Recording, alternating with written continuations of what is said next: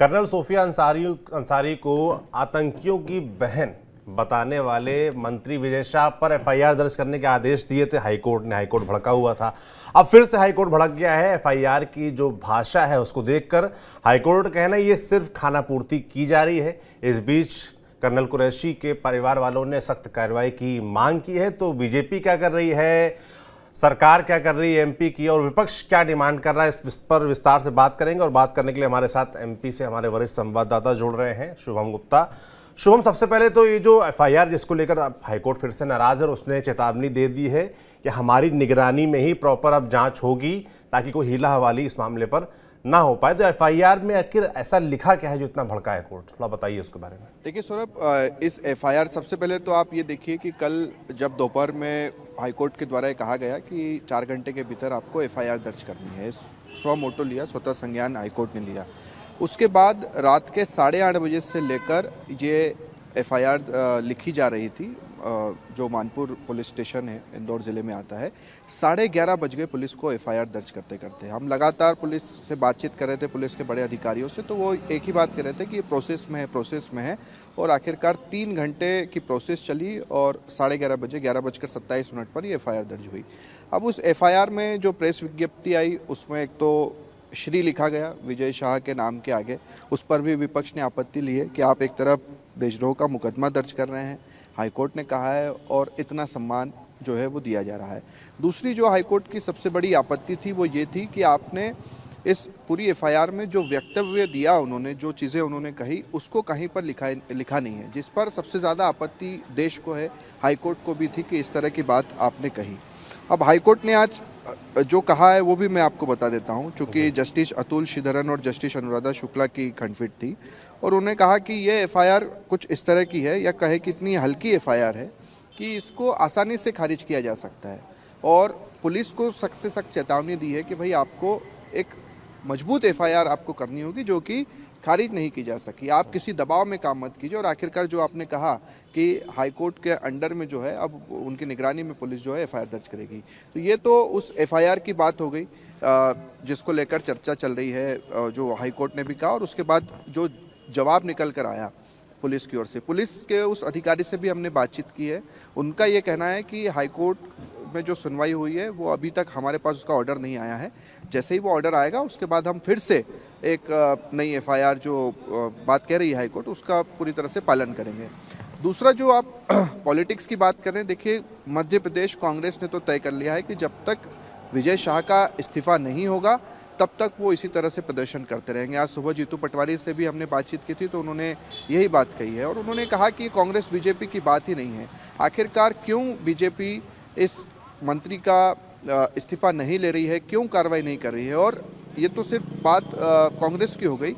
एक आवाज़ देश में अगर बीजेपी नेता की ओर से किसी की आई है तो वो है उमा भारती, मध्य प्रदेश की पूर्व मुख्यमंत्री, और जो फायर ब्रांड नेता उन्हें कहते हैं, उसी का उन्होंने परिचय भी दिया है कि उन्होंने आज भी सुबह से 3 ट्वीट किए और कहा है कि इसमें हम बीजेपी खुद क्यों नहीं उसका इस्तीफा ले लेती, हमें क्या ज़रूरत है कि कांग्रेस ये बात कह रही है या कांग्रेस प्रेशर बना रही है। नैतिकता के आधार पर उनको खुद को इस्तीफा दे देना चाहिए या फिर बीजेपी को बर्खास्त कर देना चाहिए। बीजेपी के प्रदेश अध्यक्ष भी ये बात कह चुके हैं कि हमने उन्हें चेतावनी दी है, केंद्रीय नेतृत्व के पास पूरी रिपोर्ट जा चुकी है। कल देर शाम मुख्यमंत्री बेंगलोर से लौटे, उसके बाद बीजेपी के प्रदेश अध्यक्ष, संगठन महामंत्री हितेंद्र शर्मा सीएम आवास में गए, काफ़ी देर उनकी मुलाकात हुई, और उसके बाद ही तकरीबन 11:30 बजे तक एफआईआर दर्ज की जा चुकी है। अब ये हाई कोर्ट, बीजेपी, कांग्रेस के बाद आप सुप्रीम कोर्ट में भी देखिए कि 11:27 पर ये एफआईआर दर्ज हुई, और 12:15 पर रात के सुप्रीम कोर्ट में एक याचिका विजय शाह की ओर से लगाई गई, और उसी पर चीफ जस्टिस ऑफ इंडिया की टिप्पणी आई है। नाराज़गी उन्होंने व्यक्त की है और कहा है कि इस ऐसे माहौल में इस तरह की टिप्पणी की क्या ज़रूरत थी, और इसकी सुनवाई अब हम इसे कल देखते हैं। बिल्कुल, देखिए सुप्रीम कोर्ट भी कहीं ना कहीं उसने कहा कि आपको अपनी जिम्मेदारी निभानी चाहिए थी, कैसा माहौल कैसा वक्त है उसके हिसाब से बयानबाजी करनी चाहिए थी, जो कि नहीं किया विजय शाह ने। उसके बाद हाईकोर्ट ने कल आदेश दिया कि 4 घंटे के अंदर दर्ज होना चाहिए मुकदमा, और मुकदमा जाहिर सी बात है कि इतना गंभीर मुकदमा है, हाईकोर्ट ने सख्त है। उसके बाद जिस तरह की भाषा आप बता रहे हैं एफआईआर में, उसको लेकर कहीं ना कहीं कोर्ट नाराज़ है, विपक्ष नाराज़ है, विपक्ष तो मान लीजिए नाराज़ होगा ही।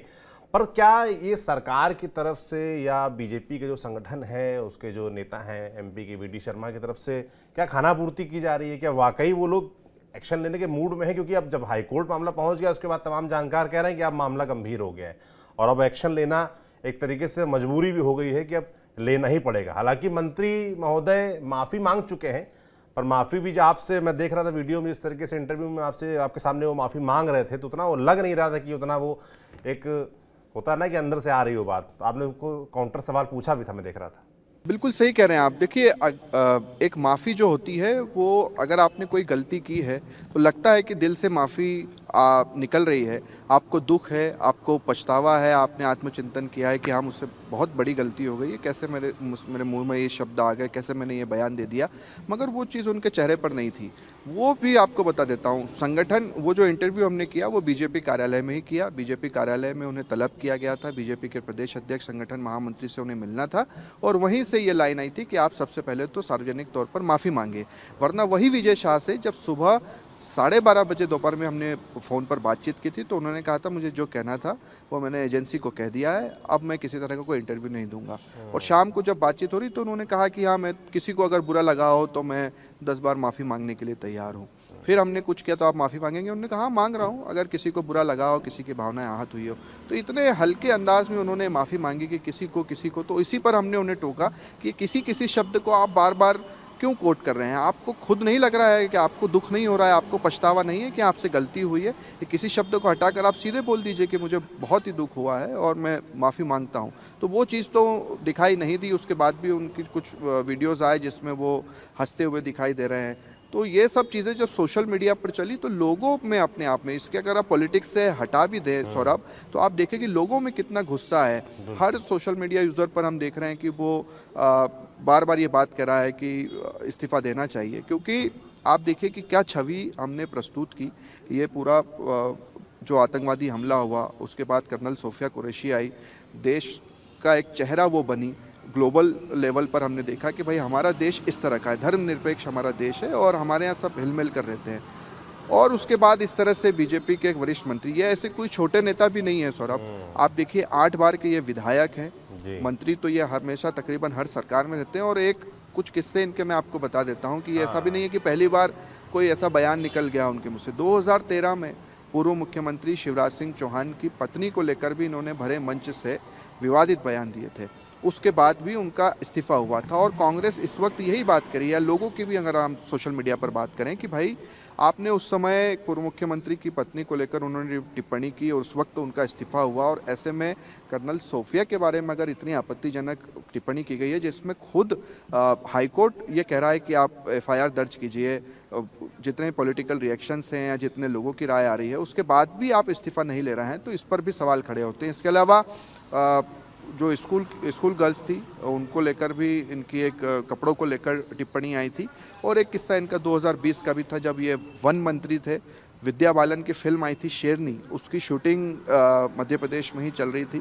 चूँकि फॉरेस्ट एरिया में वो शूटिंग चल रही थी तो उसमें यह भी आरोप थे कि विजय शाह ने विद्या बालन से कहा कि उनके साथ वो डिनर करना चाहते हैं, उन्होंने मना किया और उसके अगले दिन जो जंगल एरिया में शूटिंग होनी थी वो रोक दी गई। तो ये भी पब्लिक डोमेन में सारी की सारी चीज़ें उन पर आरोप लगे थे और विद्या बालन की टीम की ओर से भी ये चीज़ें निकल कर आई थी कि शूटिंग जो है वो रोकी गई है।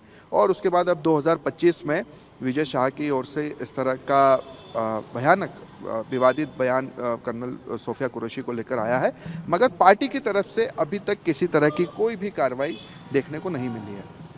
बिल्कुल, जैसा कि आपने बताया कि मंत्री जी बयानबाजी करने में हिस्ट्री सीटर हैं और लंबा इतिहास रहा। एक बार पहले भी मंत्री पद वो खो चुके हैं, फिर उनको मिल गया था, मुझे लगता है इसीलिए शायद उनको इसका महत्व समझ में नहीं आ रहा है। बाकी मैंने ये भी देखा कि कर्नल कुरैशी के जो परिवार वाले हैं, जो उनके चचेरे भाई हैं, चाचा हैं, उन्होंने प्रधानमंत्री, गृह मंत्री, रक्षा मंत्री सभी से ये डिमांड की है कि इनके खिलाफ सख्त कार्रवाई होनी चाहिए। परिवार क्या कुछ बोल रहा है? देखिए, चूँकि कर्नल सोफिया कुरैशी मध्य प्रदेश की भी बेटी हैं, कक्षा 5वीं तक उन्होंने छतरपुर में ही पढ़ाई लिखाई की है। उनके कजिन्स जो है वो मध्य प्रदेश में रहते हैं और काफ़ी दुखी हैं। उन्होंने भी कहा है कि उन पर सख्त से सख्त कार्रवाई होनी चाहिए, पार्टी को भी उस पर कार्रवाई करनी चाहिए। तो आवाज़ तो हर जगह से ही आ रही है कि उन पर कार्रवाई की जाए। हाईकोर्ट जब कितने मामले ऐसे होंगे सौरभ जिसमें हाईकोर्ट स्वतः संज्ञान लेता है? कम ही मामले होते हैं गिने चुने, और उसमें भी इतनी सख्ती से आप देखिए कि एफआईआर पहले तो कहा 4 घंटे में दर्ज कीजिए, अगर नहीं एफआईआर होती है तो डीजीपी के खिलाफ कोर्ट ऑफ कंटेम्प्ट लगाया जाएगा। एफआईआर दर्ज की गई, अगले दिन जब पुलिस की टीम महाधिवक्ता ने बताया कि हमने एफआईआर कर दी है, तो उसमें भी खामियां निकाली गई, असंतुष्टि जाहिर की गई कि ये कोई एफआईआर है, ये तो कितनी आसानी से खारिज हो सकती है, फिर से आप इसको कीजिए, कोर्ट की निगरानी में होगी।